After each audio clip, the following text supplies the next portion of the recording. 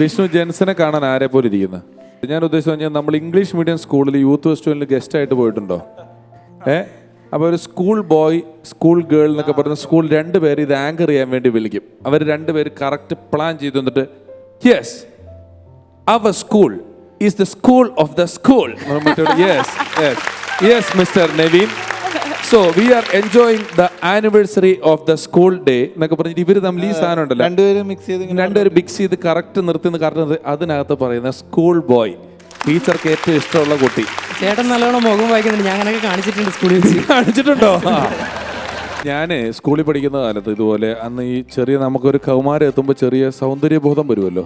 അപ്പോൾ ഈ 1 രൂപയ്ക്ക് ഷാമ്പൂവിൻ്റെ ചെറിയ പാക്കറ്റ് കിട്ടും. അപ്പോൾ മുടി ചുരുണ്ട മുടിയൊക്കെ ഇട്ട് തിളക്കം കിട്ടാമെന്നൊക്കെ പറഞ്ഞിട്ട് 1 രൂപയുടെ ഷാമ്പൂവിൻ്റെ പാക്കറ്റ് മേടിച്ചിട്ട് ഉണങ്ങിയ മുടിയിൽ നല്ലോണം തേച്ച് പിടിപ്പിക്കും. നല്ല മണമാണ് തലയിൽ. ആൾക്കാർ ഇത് എന്നെ മണമെന്നൊക്കെ ചോദിക്കും. ഇത് തേച്ച് പിടിപ്പിക്കും.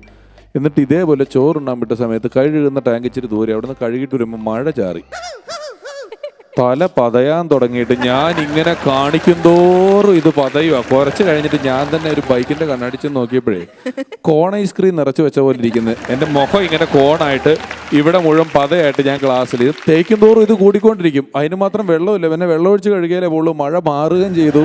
വലിയ അബദ്ധമായിട്ടുണ്ട് ഇങ്ങനെ. ഞാൻ പണ്ട് പള്ളിയിൽ അനൗൺസ് ചെയ്യാൻ പോയിട്ടുണ്ട്. പള്ളിയിൽ ഒരു ബൈബിൾ നാടകം അങ്ങനെ എന്തോ ഒരു നാടകമാണ്, ഒരു ക്രിസ്ത്യൻ നാടകമാണ്. അതിൻ്റെ വോയിസ് ഓവറിന് വേണ്ടിയാണ് എന്നെ വിളിക്കുന്നത്. സ്റ്റേജിൽ അഭിനയിക്കേണ്ട സൈഡിൽ നിന്ന് ഞാൻ പറഞ്ഞാൽ മതി. അപ്പോൾ ഏതോ ഒരു പുണ്യാളനെ കണ്ടാൽ ചെന്നായ്ക്കൾ മുട്ടുമടക്കിയിരിക്കും എന്ന് പറയുന്ന ഒരു സീനാണ്. അപ്പം ഇതെൻ്റെ ഒരു കൂട്ടുകാരൻ പ്രസന്ന വേഷത്തിന് ഈ പുണ്യാളൻ്റെ വേഷം കെട്ടാൻ തീരുമാനിച്ചു. എന്നിട്ട് അവിടെ തന്നെയുള്ള ഒരു വലിയ വീട്ടിലൊരു വലിയ പട്ടിയുണ്ട്. ഈ പട്ടിയുടെ പ്രത്യേകത എന്ന് വെച്ചാൽ ഈ ഓണർ ഇങ്ങനെ കൈ ഇങ്ങനെ ഞൊടിച്ചാൽ ഈ പട്ടി ഇങ്ങനെ കിടക്കും. ഇവൻ ഈ പട്ടിയായിട്ട് കൂട്ടാകാൻ വേണ്ടിയിട്ട് ഇവൻ ഡെയിലി ബീഫൊക്കെ മേടിച്ച് പട്ടിക്ക് കൊടുത്ത് പോയി എൻ്റെ കൂട്ടുകാരൻ ഈ പട്ടിയുമായിട്ട് നല്ല കൂട്ടായി. എന്നിട്ട് ഇവൻ ഇങ്ങനെ ഞൊടിച്ചാലും ഈ പട്ടി കിടക്കും എന്നുള്ള അവസ്ഥയായി. ഡെയിലി 4 മണിക്ക് സ്കൂൾ വിട്ട് കഴിഞ്ഞാൽ സ്കൂളിൻ്റെ സ്റ്റേജിൽ പോയിട്ട് ഈ പരിശീലനമുണ്ട്. ഇവൻ ഈ സൈഡിൽ നിന്ന് വരും, പട്ടി ഈ സൈഡിൽ നിന്ന് വരും. ഇവർ രണ്ടുപേരും മുഖത്തും ഇവൻ ഇങ്ങനെ കൊട്ടും, പട്ടി ഇങ്ങനെ കിടക്കും. ഞാനാണ് പറുദീസയിൽ നിന്നെ പുണ്യാളനെ കണ്ട് ചെന്നായ്ക്കൾ മുട്ടുമടക്കി എന്നൊക്കെ ഞാൻ പറയണം.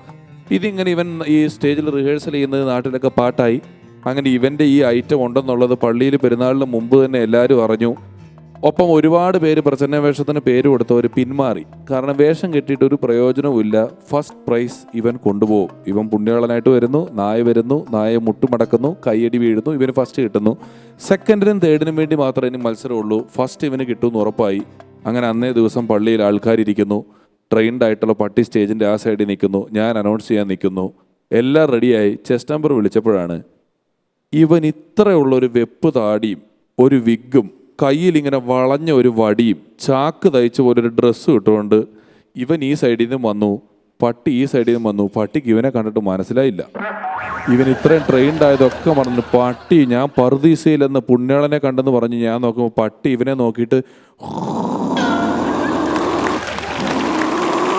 എന്നും പറഞ്ഞിട്ട് പുണ്യാളനും പട്ടിയും കൂടെ ഓഡിയൻസിൻ്റെ ഇടയിൽ കൂടെ ചാടി ഒരു ഒറ്റ ഓട്ടം പറമ്പിലോട്ട്.